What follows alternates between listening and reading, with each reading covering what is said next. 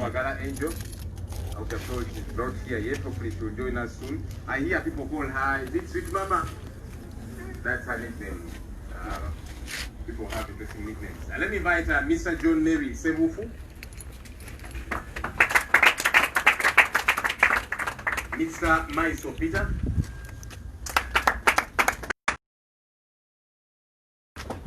And last, but certainly not least, the secretary to the election management committee, who pretty much runs the day-to-day affairs of this team, Mr. Kea Jeremiah Mwanje.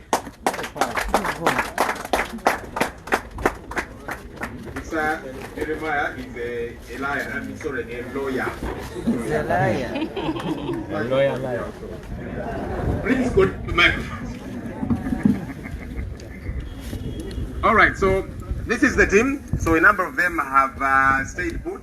This is the team that is running our election affairs. We have a lot of trust in them that they are going to do an incredible job. They are credible people. We have tried them, as many of you have tested them, and many of you have given us good reports about these particular people. And we believe that they're going to steer this process without fear or favor, as honestly as they will be able to. Let me invite our team leader, Honorable Chagulanyi Sentamu, to officially unveil them. I know he'll be speaking later, but we'll take a picture with them to also commission them. Let's have that play.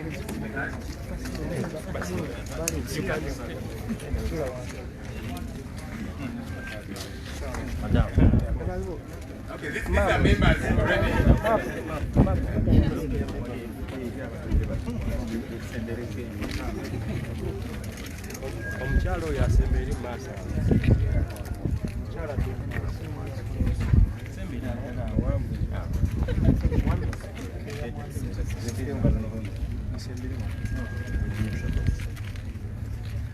People power, our power, NUP, everywhere. NUP.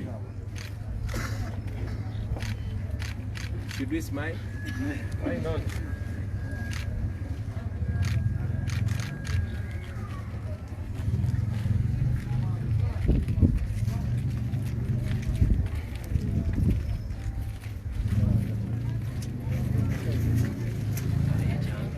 Thank you, the Election Management Committee. Please do approach them.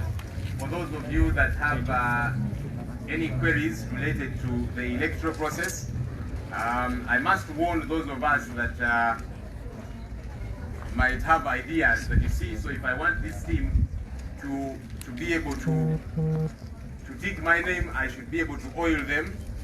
This team here is unbribable, and we expect our supporters not to be the kind that we want to give bribes. We are fighting corruption that is predominant in this current establishment, so we don't want to foster the same. So for any of you that have any complaints, do approach them. They'll be able to operate and deal with your issues in a free and fair manner.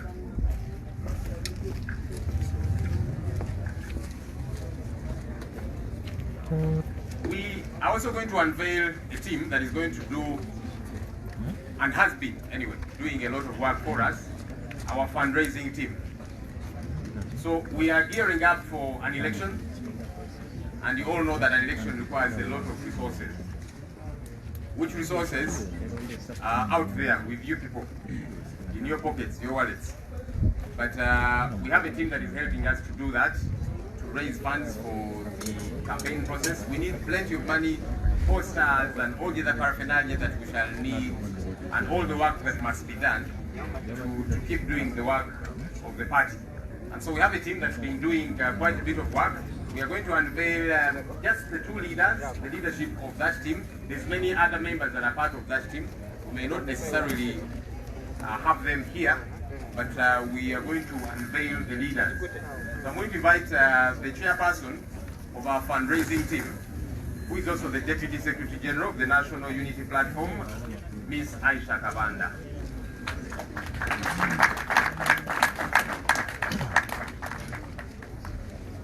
I'll also invite Dr. Gordon Sematiko.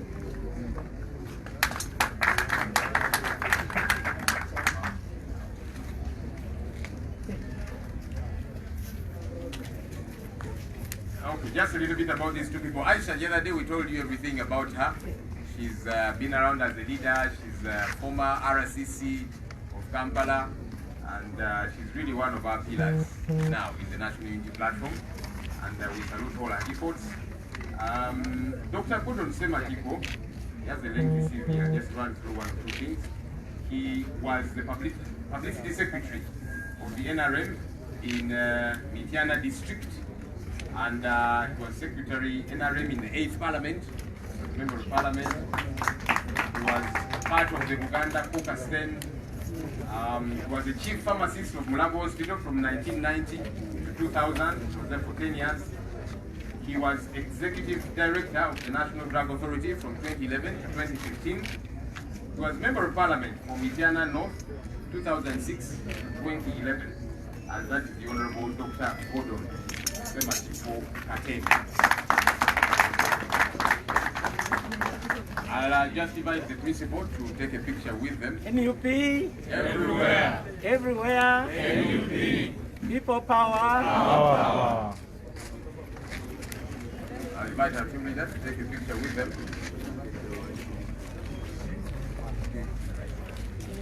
Please stand in the middle of that money.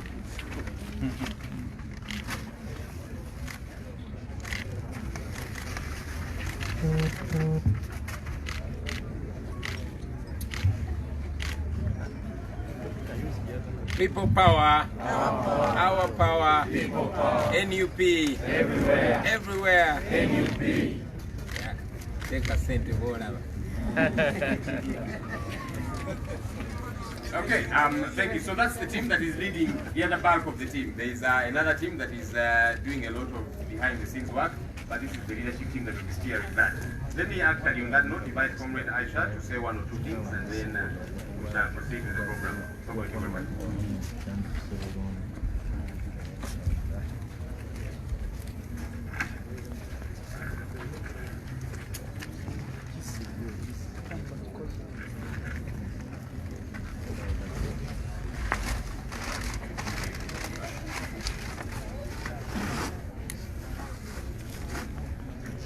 Mr. President, ladies and gentlemen, today we are here to launch our fundraising campaign, and this is in line with the Political Party and Organizations Act and the Presidential Elections Act. As you are aware, the chief fundraiser of any campaign is the candidate. On Friday, 22nd August 2020, our colleague, friend, brother, or father, I was a father, as you may call him, whom I call Mr. President, Honorable Robert Chagulanyi Sentamu, gracefully accepted to carry the NUP presidential flag for and on behalf of the many Ugandans aspiring for change. Thus, it is the chief fundraiser for this election. I will therefore, at an opportune moment, invite him to officially launch our fundraising campaign.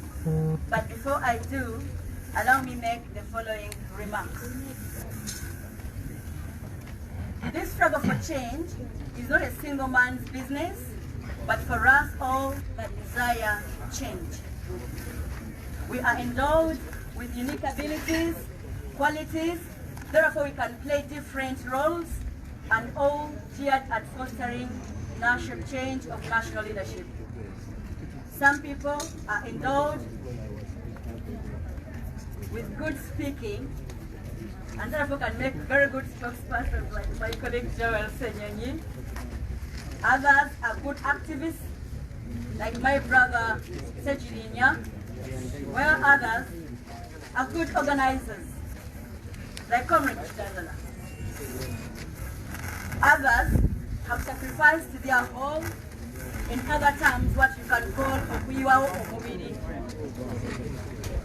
We are also endowed with different resources. Some have stamina to confront our opponents in any way and have the time to do such a good job they have done. while others endowed with logistics and financial resources but do not have the stamina or time or liberty, as some are employed in sensitive public offices or private positions that demand to be seen as political. A synergy of these advantages is which we are looking forward to fostering.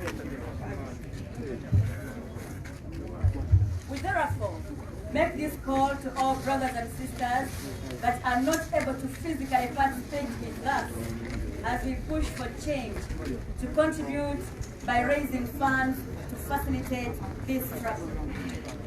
No amount of money is too little. For us, therefore, no amount of money, any amount of money counts. You may also contribute in kind, for example, in form of service, t-shirts, fuel, vehicles, motorcycles, to mention but a few. Friends, the young men and women that traverse this country, sensitizing the communities and popularizing our symbol, that is the umbrella, need airtime, data, transport, accommodation, food, water, to mention but a few. The many that are arrested need to be bailed out at exorbitant fees designed by the state just to weaken us. Thanks to the lawyers that have offered pro bono services, that is free services, but also need fuel to reach the courts and other basic courts. Many of our colleagues have been injured by the state operatives, some in accidents and have to be treated. Others have been lucky to survive, others have not been lucky to survive the wrath of the dictator of fate. But the livelihood of their families must continue. There are enormous challenges that the foot soldiers go through, but they are determined to carry on until we wear the victor's crown. We pray that the rest of us that cannot play a part that they play, you facilitate the struggle by providing logistics. This campaign is a visual campaign. We therefore need a lot of branding, posters, billboards, banners, t-shirts, caps, airspace on radio, television, and internet. This campaign needs a lot of fuel to be able to reach people in their respective villages. In short, this so-called scientific campaign needs a lot of money. To illustrate, this is just an illustration. Uganda has 68,733 villages, and assuming that you have only 5 foot soldiers in every village, working only 4 days in a week for the remaining 22 weeks to elections, giving each of them 20,000 shillings to cater for all the expenses that they need and even take care of their homes. You know how meager it is. You need 604 million shillings, 850 plus more money. That's just one activity. This is more than you, but it's meant to encourage you to do more. The people we are competing with spend from our national coffers, spending taxpayers' money and misappropriating debts that they have taken on our behalf to be paid for by our children and grandchildren in future. While they desire to renew their tenure in office to make another loot of our hand money, we must spend everything that is left to us to salvage our country from heartless people and build a foundation for a better future. Our strength and hope is in our numbers. And that is why we say people power is our power. Raising the money we need to defeat the junta is not rocket science, but just commitment from each one of us. There are 17 million registered people, plus small numbers. We already told you that we shall defeat President Museveni by 80%. conservative approach, we estimate that 30% of the voters will not respond to our fundraising, probably because they do not support us, but also maybe others are too poor to make a contribution. This will leave us with approximately 12.5 million people who will respond to our fundraising call.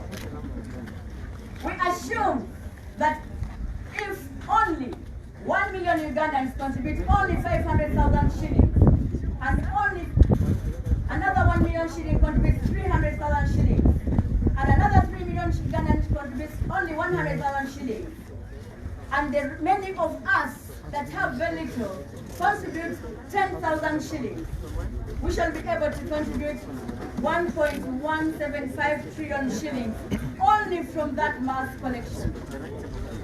This will lead to a collection of 1.175, I already mentioned that. Putting into consideration the other forms of fundraising, we are hopeful that we shall be able to raise the funds that we need to push President Museveni and his colleagues out of power. We are therefore here to inform Ugandans that the uphill task can be made easy if we all individually play a part that we can. Together, we can send the dictatorship packing decisively and where the victors gone. We make this promise finally. Every penny you contribute will be put into the use it is meant for. We shall be transparent, rigorous in accounting, frugal in spending, but considerate in the welfare of our party, task force, and the movement of our workers, especially the foot soldiers that you see every day toiling in the field. Thank you once again, Ugandans. Thank you for accepting the change and embracing the change that we desire to see come 2021. For God and my country.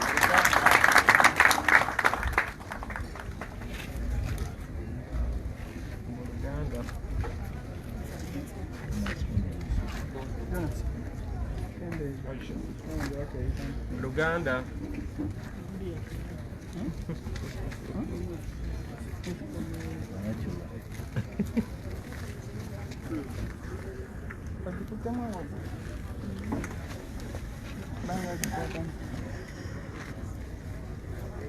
Twebaza mwena okutuwagira ebbanga lyemutuwagidde. Twebaza abatulwanulirawo abantu. Tuli wano olwaleero okubeera nga tutongoza kampeni ya okusonda ssente ezigenda okutambuza omulimu gwaffe. Mu kalulu konna Ssaabanoonya w'ensimbi abeera candidate. Tulina omukisa okubategeeza ennaku z'omwezi nga 22 omwezi ogw'omunaana omwaka guno mukwano gwaffe mwannyinaffe Fada anawulira nange neekayiga agenda nyiga olulimi lwageti naye nze kwemputa pulezidenti wange yakkiriza okutukwatira bendera y'okuwaŋŋanga omusajja President Museveni n'abala bonna abanajja abalyewo akaduka 2025. N'olwekyo ye Ssaabanoonya w'essente zino wabula ffe tukwasaganya wamu okutambuza omulimu guno era ekira bwe kinaatuuka tugenda kumuyita atongoze mu butongole enkola gye tugenda okukola nga tunoonya ssente. Omulimu guno gw'okunoonya ssente okutambuza ebintu bino tegusaanidde kuba gwa muntu omu yekka gwaffe ffenna. Tulina omukisa nti tulina ebitone bya njawulo n'obukugu bwa njawulo. Abantu abamu balina omukisa ogw'okuba nga boogera bulungi basobola okulungamya ensonga, abalala balina omukisa ogw'okuba nga basobola okuzoganya so nga ate n'abalala batesitesi bulungi. Tufuba okulaba nti buli omu ajja tukolera omulimu gw'asobola okukola.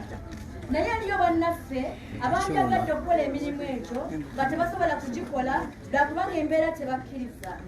Abamu bannaffe bali bweru wa ggwanga, embeera yabasindika bweru, abalala bali mu ofiisi ezitabasobozesa kukola kubanga bali mu ofiisi ez'okuweereza zebasalawo okugamba nti bo tebajja kwetaba mu byabufuzi. Ne banna bizinensi batya bizinensi zaabwe gavumenti okuziryawo kubanga bw'ovaayo towagira ffe abaseera ebisinga abantu baggala bizinesi zaabwe. Kakati tusaba mmwe abatasobola kukola ffe kye tukola mutuyambe tusonde akasente akatambuza omulimu guno. Omulimu guno gwetaaga ssente nnyingiko. Abaana abatambula ne bagenda mu byalo eyo buli kanaku beetaaga ensimbi ezibatambuza, beetaaga ekyokulya n'ekyokunywa, ate n'amaka gaabwe babeera bagaleseewo. Abaana baffe bangi babaggadde, babakwatira ebintu ebitaliimu ne babaggalira. Siteeti olw'okwagala okutumalamu amaanyi esalawo n'eteekako emisolo nga minene nnyo z'oyita bail fees okusobola okubeera nga babajjayo. Ekyo nno kitufuulira okuba tusaasaanya ssente buwanana. Ne balooyazi abagenda mu kooti buli kaseera twebaza balooya abo kubanga bakoze omulimu gwa bwereere naye beetaaga amafuta agabatambuza. Ne bannaffe abalala bangi babasse, abo be basse amaka gaabwe obulamu bulina okubeera nga bugenda mu maaso. Kampeyino zino ze baasalawo ne bagamba mu za saayansi zeetaaga ensimbi ndala nnyingi nnyo nnyo kubanga buli kyokola kya ssente. Bw'ogenda ku rediyo zeetaaga ssente, bw'ogenda ku tivi zaagala ssente. Abantu tugenda kubatuukako omuntu ku muntu weetaaga amafuta mangi okutuuka ku bantu baffe. Twetaaga kye bayita okukola branding okubanga omuntu akalula ajja kakubisa maaso alabako. Nabwe ekityo twetaaga a lot of posters, banners, ki byonna ebyetaaga bye tukola okubeera nga tubrandinga. Nabwe ekityo banywani tusaba mmwe bannaffe abatafunye mukisa kubeera eno gye tuli tusonde akasente buli omu kaasobodde okusonda. Teri ssente ntono, ssente zonna tuziwa ekitiibwa era buli ssente n'ekwatibwako ttiimu yaffe ejja kubaako ne risiiti yaayo. Mu nkola nga bwe munaagiraba abamu tugenda kubawa ne satifikeeti okusinziira ku ssente ze tunaaba tuwadde nga tuwa ekitiibwa ekyo ky'onooba otukoledde. Naye kano kankatereezeemu ensimbi z'otuwa ne satifikeeti ze tunaakuwa tezikufuula wa kitalo nnyo kubanga oyo gw'onooba oyisaamu amaaso alina kyakola gwe kyotakola ki kyotasobola. Tolina muwendo gw'oyinza kusasulira mwana gwe basiba oba gwe bakuba mikko. Kati gwe bw'otuwa miliyoni 5 tweyanziza tukuwa ekitiibwa kwenkanankana n'omwana oyo gwe batumbula emiggo buli lunaku. Kiringa ekizibu tusaana okusonda ezaffe kubanga bali bo bannaffe bagenda kutoola zaffe ze twabawedda. Batoola ku ssente za gavumenti omusolo gwe muwa nejjuzi mwawuliranga omukulu agamba nti ayagala mmotoka za double cabin pickup pya era zonna bazitwala mu field kugenda kubeera nga zitawaanya ffe zizoganya ffe. Nabwe kityo twetaaga naffe tweteeketeeke. Bw'oba tetuwadde ssente osobola okutuwa ebintu mu bukalu bwabyo. T-shirt bisoboka, posters era waliwo abatuwadde mukama waffe tetugenda okwanjulira wano olwaleero abamu ku bbo. So ebintu mafuta, emmotoka, pikipiki, kagaali ky'osobodde kituwe tubeere nga tutwala omusajja kubanga ye tumusobola. Nyingi ennyo naye si nnyingi singa ffenna buli omu akola kyasobola. Nga bwe tugambye ow'obukadde 10 abuleete, owa2 agaleete, ow'akakadde agaleete, ow'omutwalo 10 n'ow'omutwalo 10 ne bw'onooleeta ekinusu nakyo tujja kukitwala era tukyebaza kubanga ky'olooba osobodde. N'ebigambo ebyo ndowooza asobodde okukyusa byonna. Twagala okubeebaza mu ddala ababeerawo nnyo ku waffe gye tutabeera, ne twebaza ne bannamawulire okutambuzanga eddoboozi lyaffe, ne twebaza n'abo bagenda okutuwa ku nsimbi. Mpozi commitment gye tukoze nti ensimbi zammwe tugenda zikozesa ekyo kyennyini kye mwagala zikole era tubajja kubeera nga tubawanga accountability ku ebyo bye tusobodde okukola okusinziira ku mbeera ku nsimbi zetubeera tufunye. N'ebigambo ebyo kulwakatoba n'ensi yange Katonda tumusaba atuwe obuwanguzi 2020.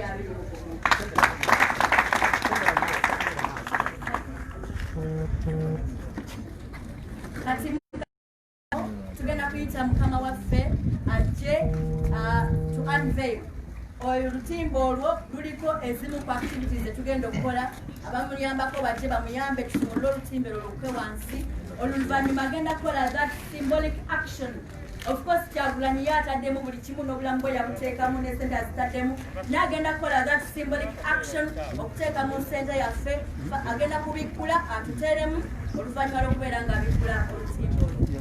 Kati tusaba ba ashazi baffe mujje musimulule ebbaana yaffe ebeere ng'ekka wansi.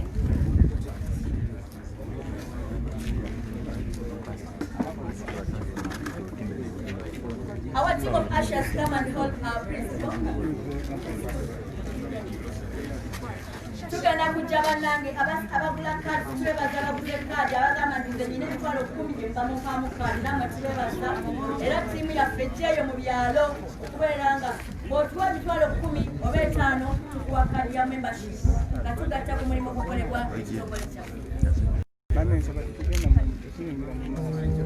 buli omu wali wabasigala.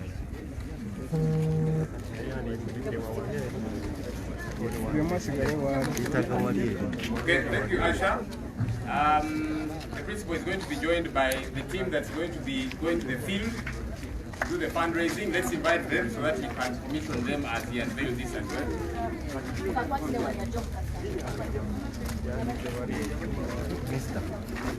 Chuma.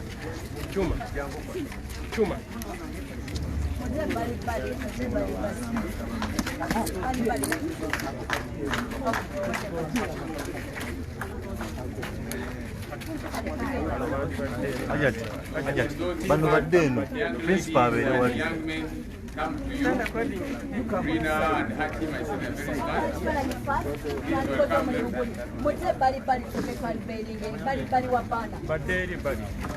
Please welcome them.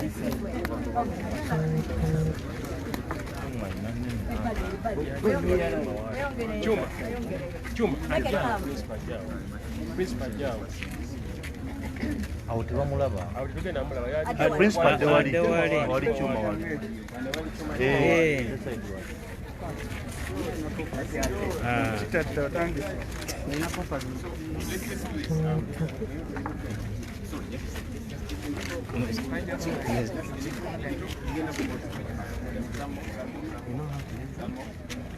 Kati basse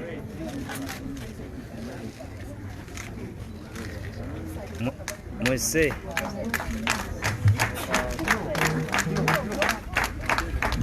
People power, our power, people power. NUP, everywhere. NUP.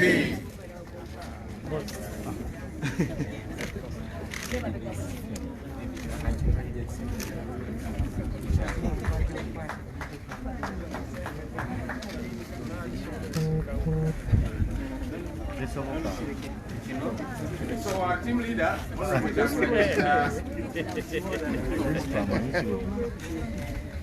that's the set where money is going to be kept, and he's going to make the first contribution of 10,000 shillings. We shall see whether he put 10,000 for himself and maybe another 10,000 for his wife. First, this is for my wife. Okay. And this is for me. The children are not employed yet.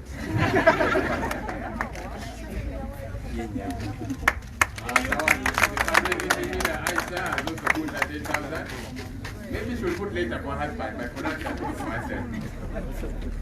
Dr. Gordon Semati was also putting his 10,000. We have even given us change to make our work easier. Okay, thank you. So this is the team that is going to be out there in the field. And they will always be in uniform. Come again? They will always be in uniform. Yes, I understand there will be always be smartly planned in this attire of theirs. Maybe you can have a photo opportunity together with the team leader and them.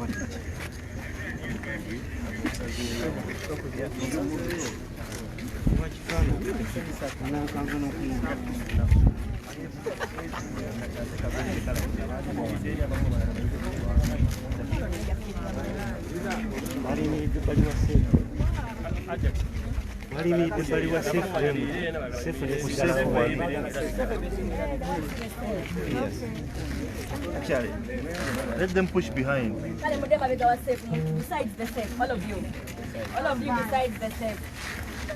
All of you.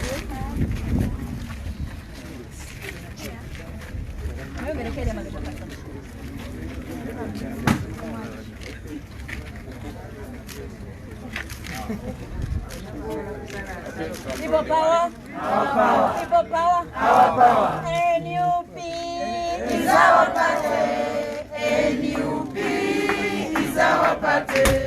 People power is our power. People power is our power.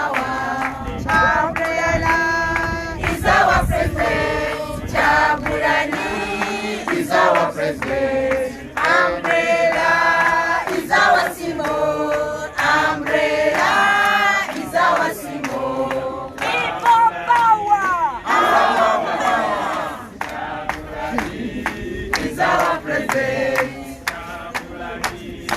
Is our president. Is our president. People power is our power. The people power is our power. People power is our power. People power is our power. NUP everywhere. Everywhere. NUP.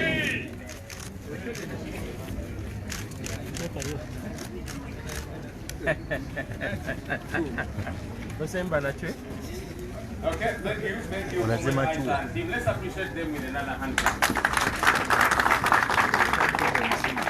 We have a lot of trust in you, Comrade Aisha and team, and we are looking forward to that money coming through. So, as you have seen, Muda is 10,000 in Ghetto language, but you're welcome to give much more than 10,000 shillings such that the campaign process can be eased in every respect.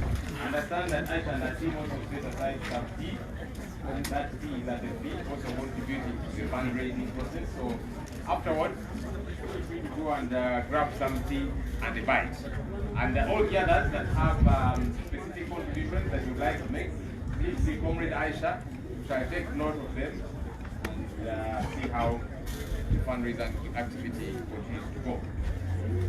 Ladies and gentlemen, a couple of days back, we did give notice to the country that we had opened up the process for those that would like to run for the presidential flag bearer of NUP, to run for president of Uganda under the National Unity Platform.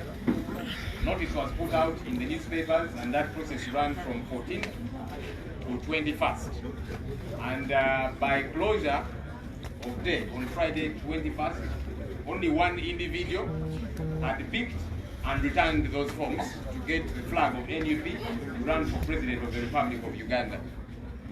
And so today, as the National Unity Platform, we would like to unveil to the country the person who's going to be holding the flag for the National Unity Platform, running for president of the Republic of Uganda, the Honorable Kyagulanyi Ssentamu Robert, and let me invite him to come and speak to us.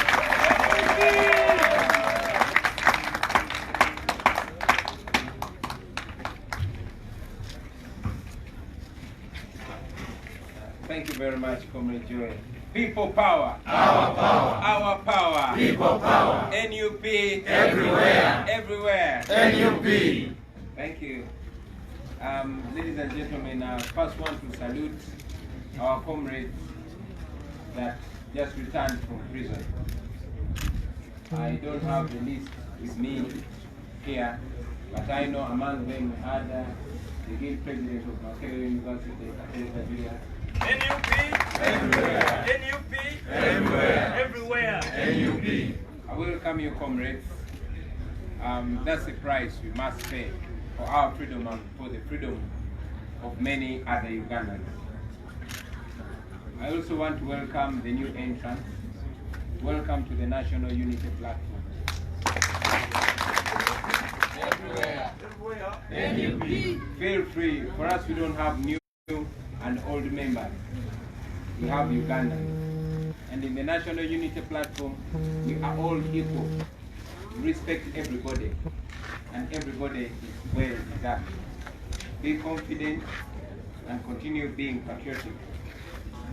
I also want to welcome all of us from the recently concluded youth elections. Ladies and gentlemen, I must congratulate all of us because it was just about 2 weeks after unveiling the National Unity Platform. But almost everywhere we fronted candidates, we won. Everywhere. You notice that this has more or less been an NRM affair for the last 34 years. I personally had not seen the opposition fronting candidates. And yes, it seemed many times, and like I said, an NRM affair, also seeing DSOs, PSOs, and government operatives just fitting names of their preferred leaders in those positions.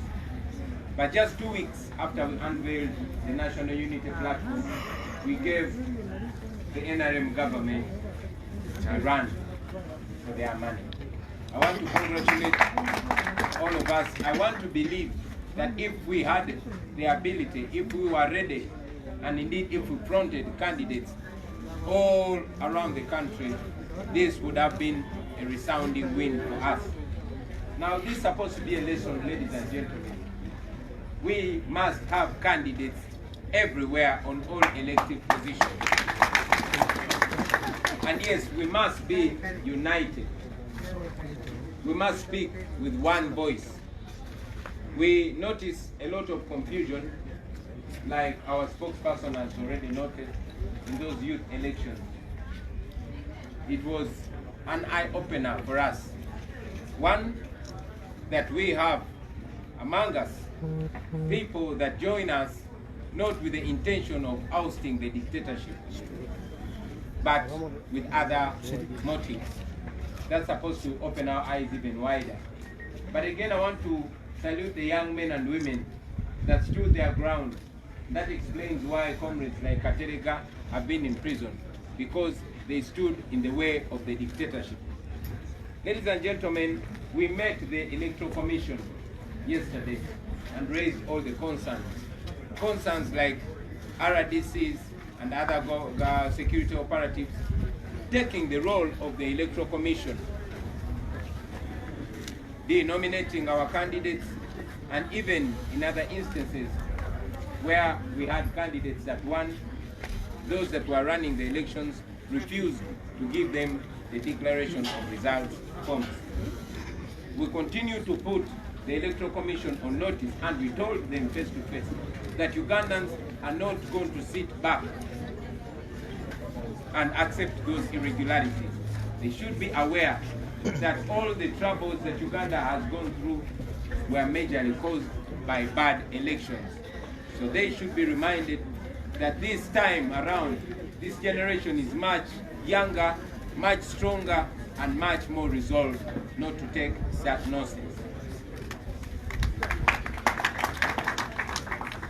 Ladies and gentlemen, when we made the Electoral Commission, we also raised the concern of constant blockages of our events. While NRM candidates and leaders are having rallies and meetings everywhere, our meetings have continued to be disrupted, even when we are a legally registered political entity. You all know that in Mubende, radio stations were closed to block us from speaking on them. In Barara, radio stations were blocked by the police and informed that police has to clear them before they can host us. And yes, in Bali they blocked us and we took them to court.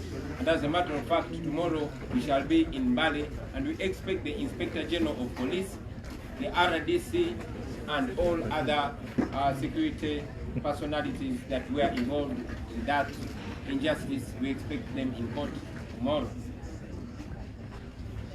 Now, ladies and gentlemen, having had a very good signal from the recently concluded youth elections, I want to call upon the young people of Uganda to get involved even deeper in this our struggle.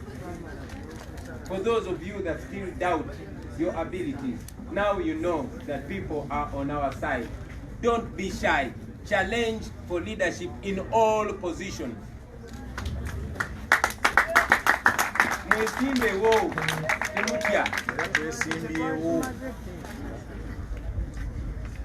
Ladies and gentlemen, many of you heard the remarks, the unfortunate remarks of President Yoweri Museveni when he was commissioning the new security personalities. He, courtesy maybe of the forgetfulness that is caused by many things, his age inclusive, he is not able to remember the lies that he told yesterday. After I and many other comrades were badly tortured to near death in Arua, he came out and denied vehemently that we had not been beaten. But because we are serving a God that never sleeps,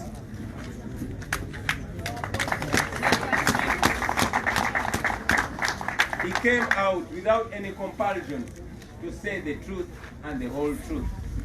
He came out to tell the world that I was beaten, and I was beaten very well. That I was beaten properly in the right way. That is the President of Uganda. I thank God that we did not have to push him to say the truth.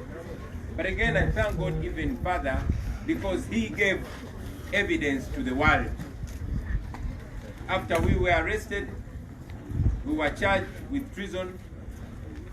His government shamelessly paraded machine guns and claimed that those guns were got from my hotel room.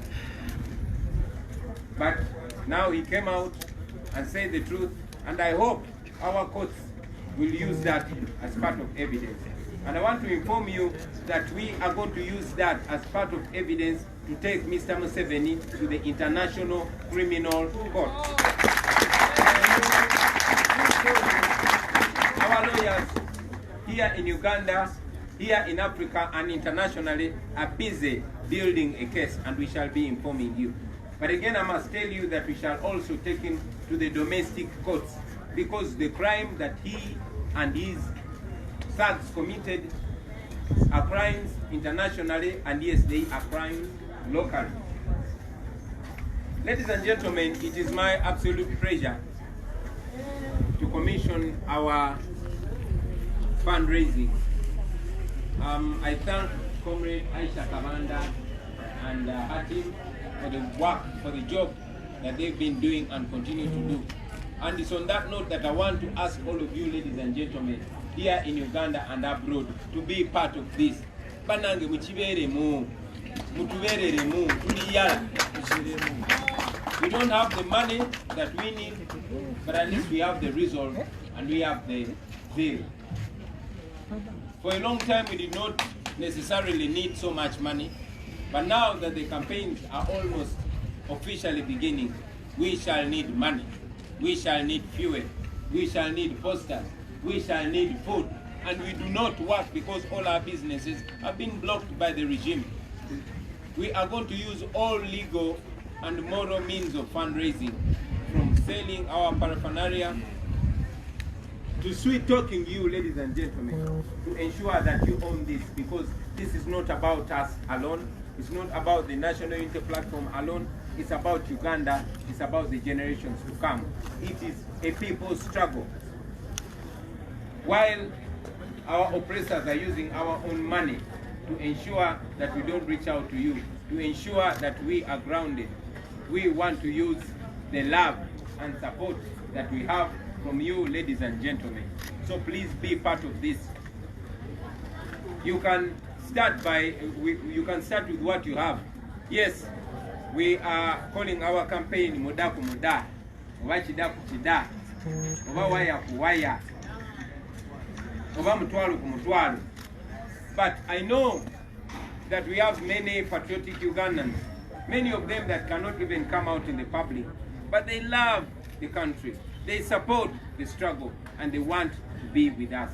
Kindly reach out to Comrade Aisha Kabanda or to any of the leaders from the People Power Movement and the National Unity Platform to see that you help. We know that many of you can offer much more than 10,000. Please do what you can do and do all you can do.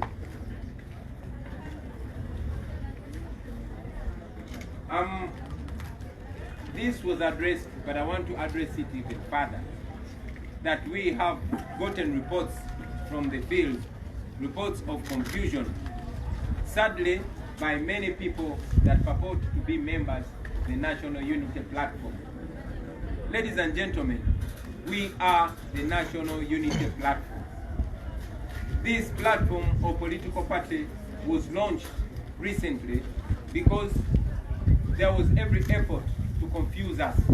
We launched this platform to to avoid confusion. So we hope it will not create more confusion.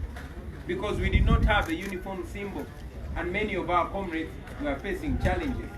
And yes, even the dictatorship was intending to use that weakness, fronting candidates that are sponsored by the regime and then presenting them as people power candidates, but also failing to notice who is one of us and who is not. And that is why we brought that symbol.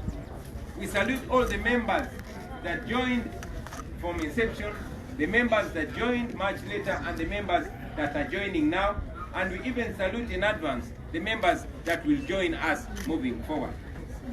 My message to you, comrades, is that according to the laws of Uganda, you can only belong to one political party.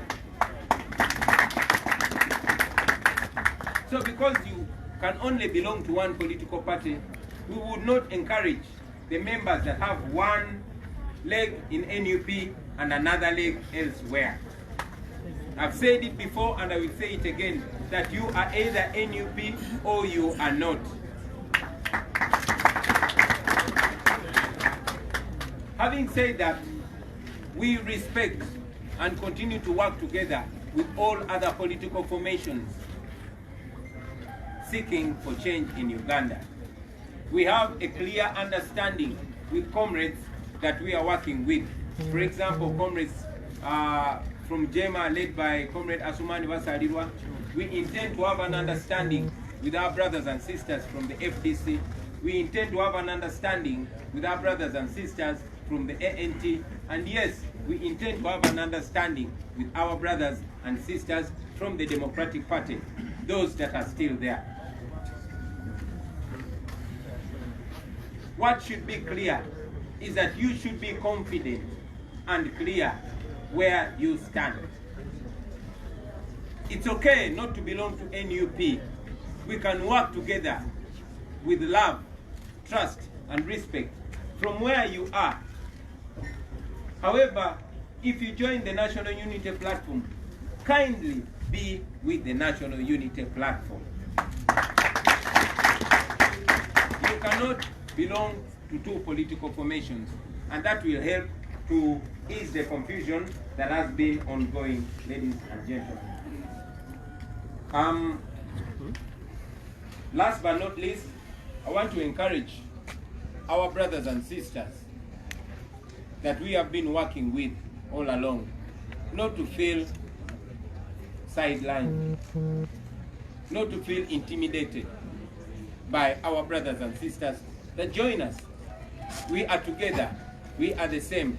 But again, we've said it before and we say it again, that we shall see and judge everybody by their actions. It is not just enough to say, I am people power. It is not enough to say, I'm NUP.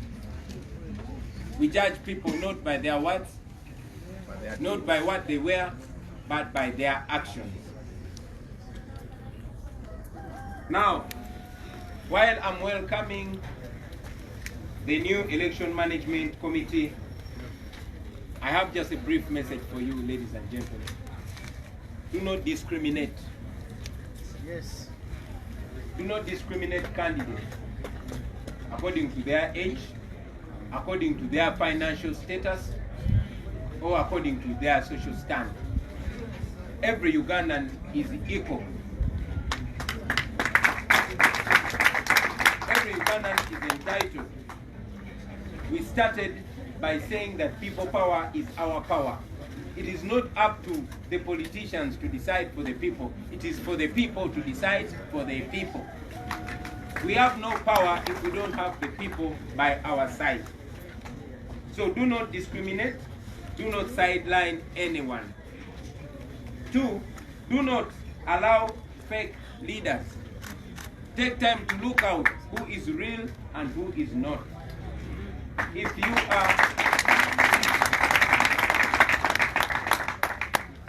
you are working with the Election Management Committee of the National Unity Platform, look out for candidates that are National Unity Platform, both outside and inside.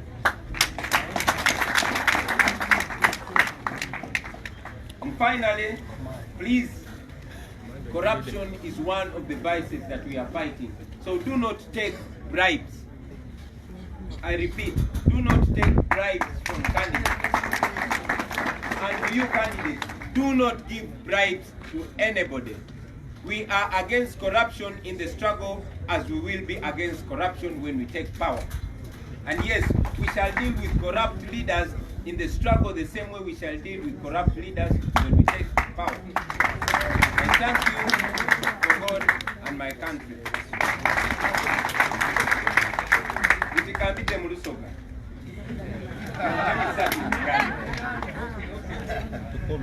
Basebo ne banyabo tusanyuse obalaba njagala nnyo okutandika n'okwebaza bannamawulire baganda baffe mmwe abatuyamba okwongerayo eddoboozi lyaffe okutuuka ku bannaffe abatasobola kubeera naffe lwaleero. Njagala okutandika nga nkulisaayo baganda baffe mwenna mu kulonda kw'abavubuka okwakaggwa. Mwebale nnyo, mwebale ddala okulaga maanyi. Ekibiina kyaffe ekya National Unity Platform zaabadde tezinawera na wiiki 2 nga tukirangiridde, naye buli we twatadde candidate ebitundu ebisinga twawangu. Twabaliridde nga bakandidate be twataddewo mu bitundu by'eggwanga ebitono bye twasobodde okutuukamu mu kabanga akakatono aka wiiki 2 nga twawangudde n'ebitundu 97 ku 100. Ekyo bwe kitegeeza baganda bange, kisinga tuba tweteeseteese bulungi ne tuteeka abakandidate mu buli kifo, tusobola okuwangula eggwanga lyonna n'ebitundu ebisukka mu 9 mu buli 100. Kituyigiriza ki? Kituyigiriza nti tulina okweteekateeka.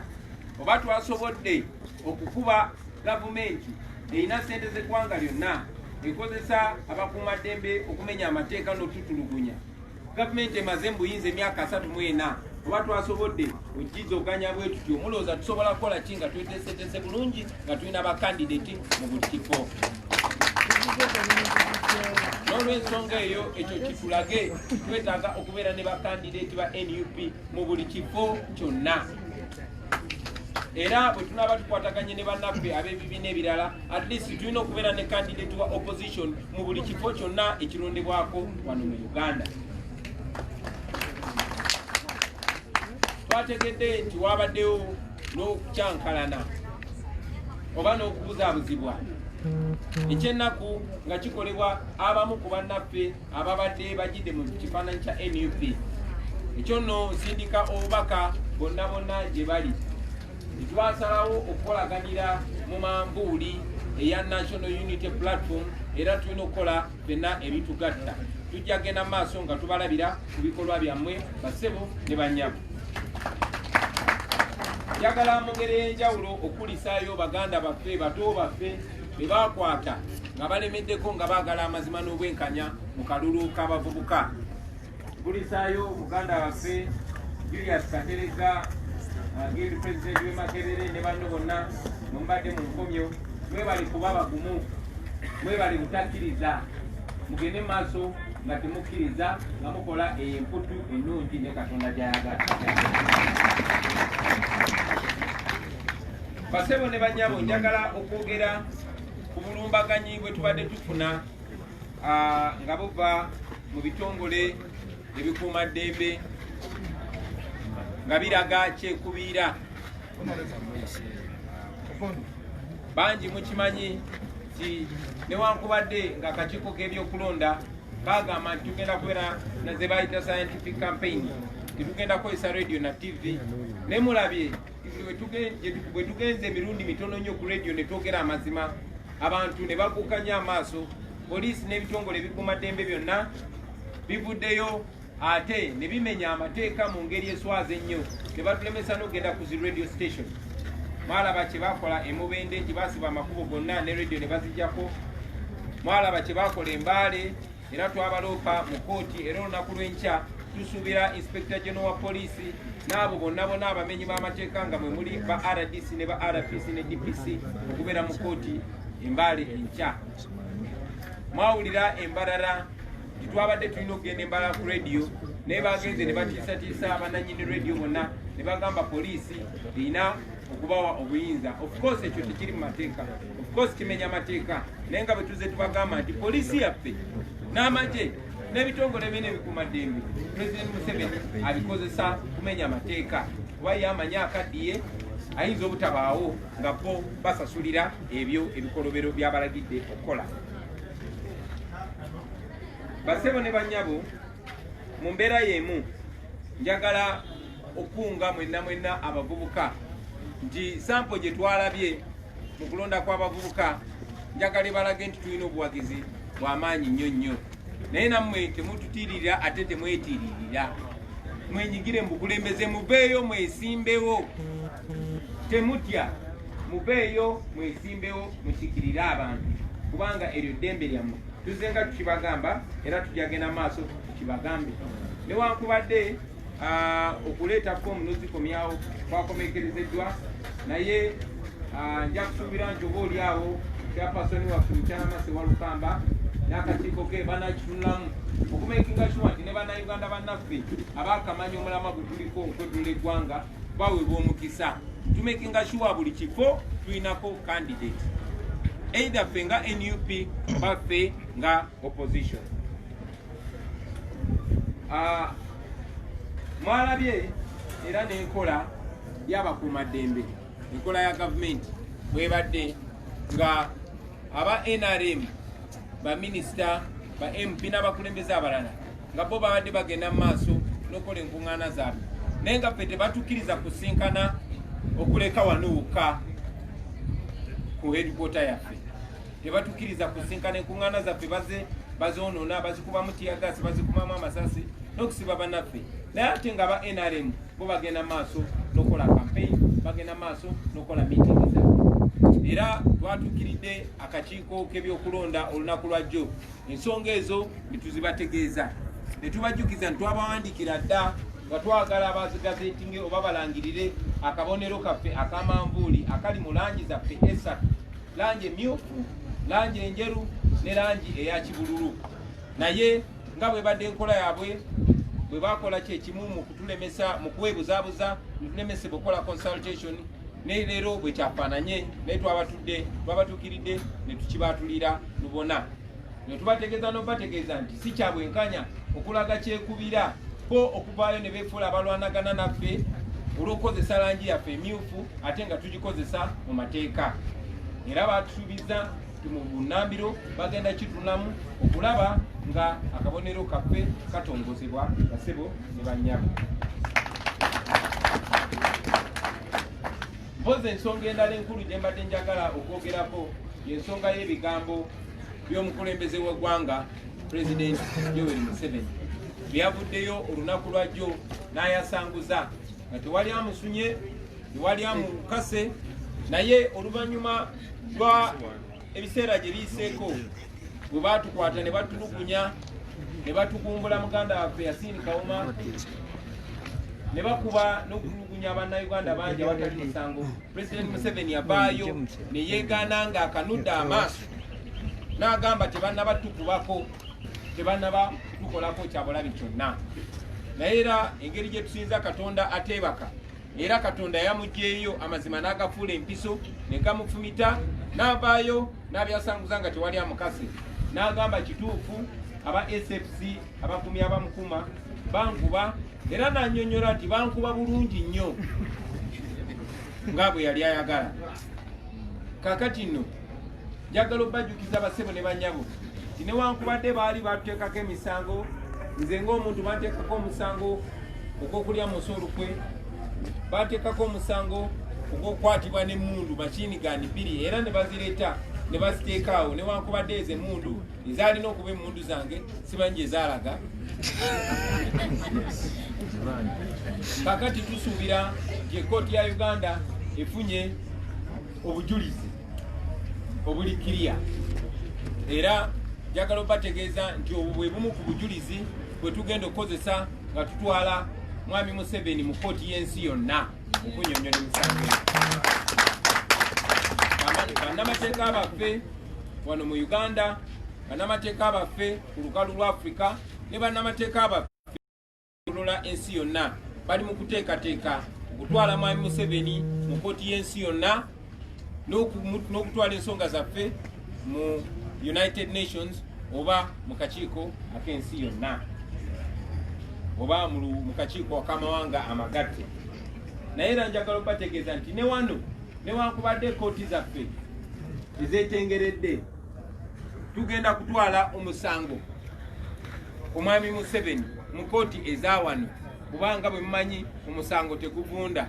Lazima ye ne banne bwe bakola ebikolobero bajja kisasulira ekyo kye bakola n'ebikolobero bibagenze maaso okukola.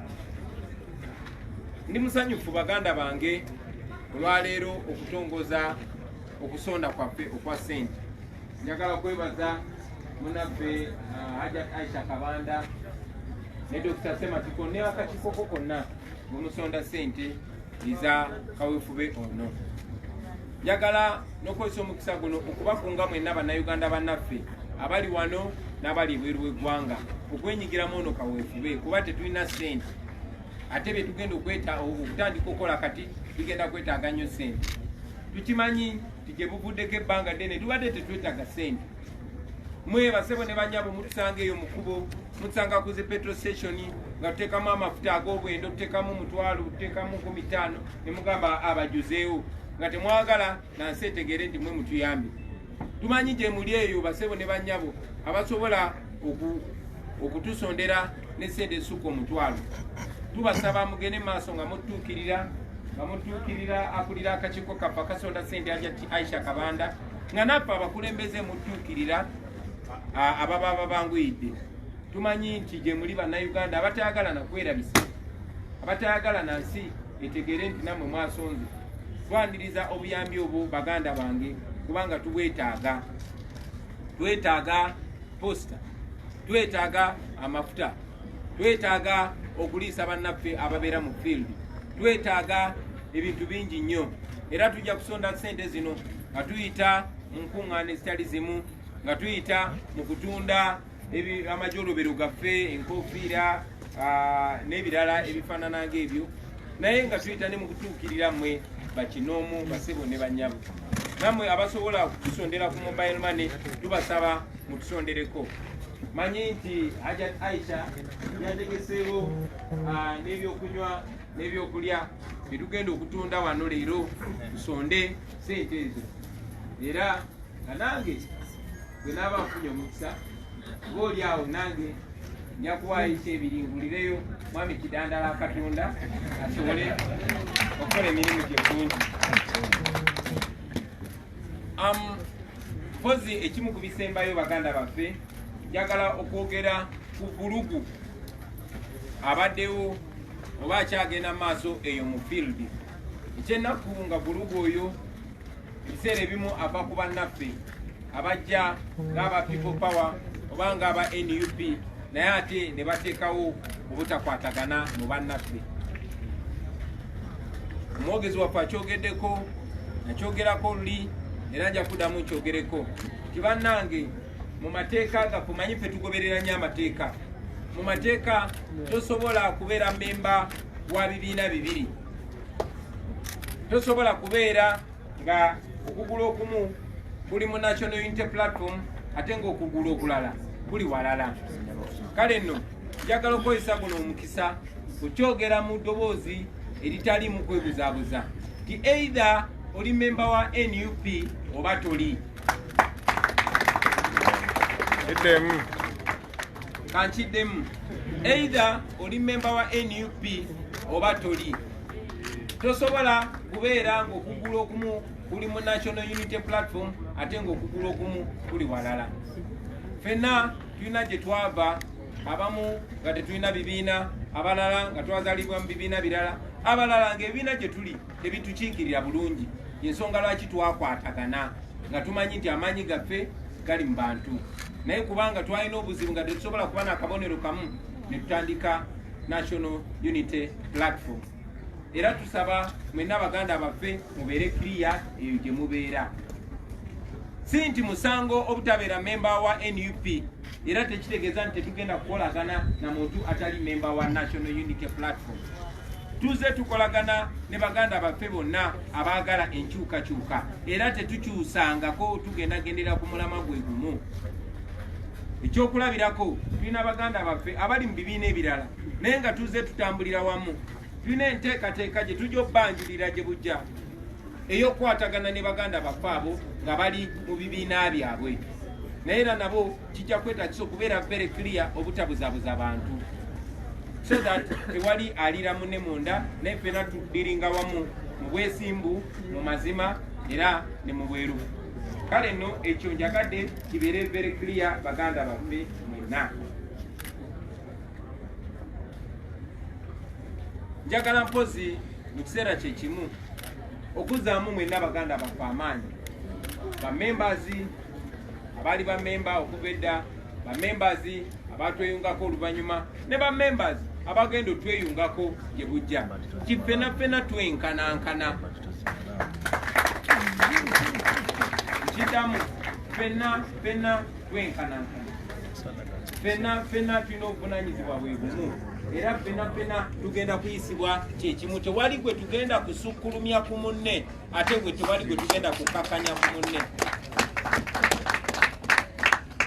So basaba mwena musigale ku mulamwa ate tusigale nga tulina ekiruubirirwa kyaffe. Njagala okwaniriza akakiiko akakola ku byokulonda akalangiriddwa wano era buno bubaka bwange gye muli. Baganda baffe mwe mutambula n'ekifaananyi kyaffe, bye balaba mukola bye bigenda otukiikirira era bye bigenda okulaga abantu National Unity Platform efaanana etya munda. N'olw'ensonga eyo mutambulire mu bwesimbu, mutambulire mu bwerufu, mulage obukulembeze obwo bwe mwagala okulabako nga Museveni amaze okugenda ate ng'agenda mu kiseera ekitali kyawala. Tubasaba temusosola mu bakulembeze, temusosola mu bakandide besimbyewo oba baagala kwesimbawo, temubasosolera ku myaka gyabwe, temubasosolera ku kikula kyabwe nti ono mwami ono mukyala, temubasosolera ku nfuna yaabwe nti ono ayina ono tayina, temubasosolera ku standard yaabwe mu community nti ono MP ono tali, ono chairman ono tali, ono ayina ekifo ono tali. Ffenna twenkanankana. Ekyo njagala kibeere clear eri ffenna basebo ne bannyabo. Ekirala njagala obbasaba muleme kugulumiza candidate yenna ku banne ate muleme kutowaza candidate yenna ku banne. Pozi n'ekirala ate nga kino kikulu nnyo, tulwanyisa enguzi nga tukyali mu lutalo luno era tujja girwanyisa nga tutute gavumenti. Tubasaba temulya enguzi, tubasaba temusaba abantu ekyojamimiro. Munansonyiwa nti bino ebintu mbyogedde direct naye ne bwe nabeera president nja bibagambanga direct. Temusaba muntu yonna kyojamimiro kubanga tekiri kummwe, kiri eri bantu. Ate nammwe bakandidate temuwayo ekyojamimiro kubanga mwe mujja okuba mufudde abakola akakiiko abali b'enguzi. Tukole ekyo bannayuganda kye batusuubira okukola baganda bange kubanga abantu batwesize nnyo, eggwanga litwesize nnyo. Tubeere abakulembeze abo be twagala okubeera ate n'abo abatulabirako basobole okufuna ekifaananyi ekirungi. Nja beebaza okumpuliriza basebo ne bannyabo.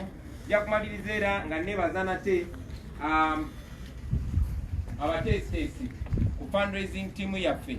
Nasuubiza okugulira mwami kidandala akatunda ka mitwalo 2. Njagala okusaba mukyala Aisha akkirize nange ndage nti nakolamu ire akatunda ako basebo ne bannyabo.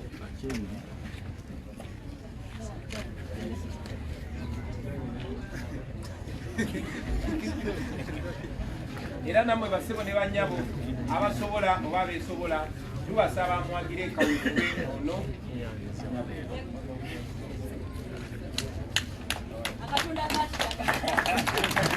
Nuba nenyo kumpuliriza basebo ne bannyabo. Definitely. Kulwa Katonda n'ensi yange.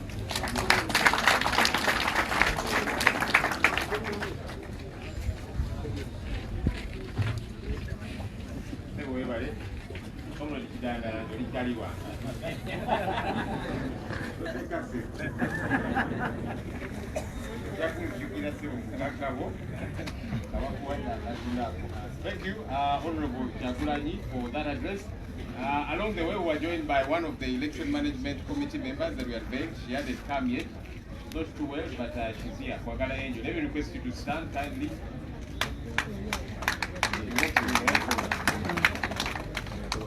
You're welcome. We unveiled the rest of the team while you were away, so it was good to take note of your coming here.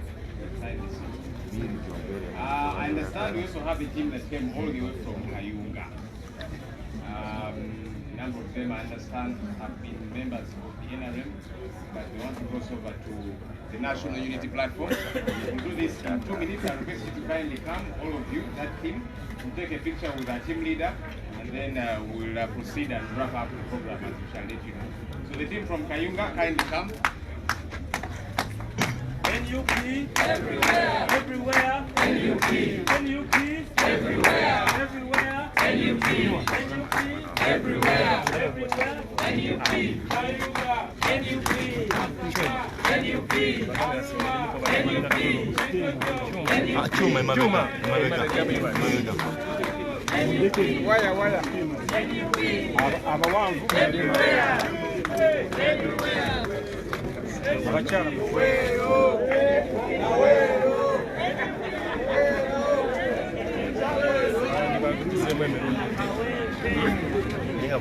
Chuma.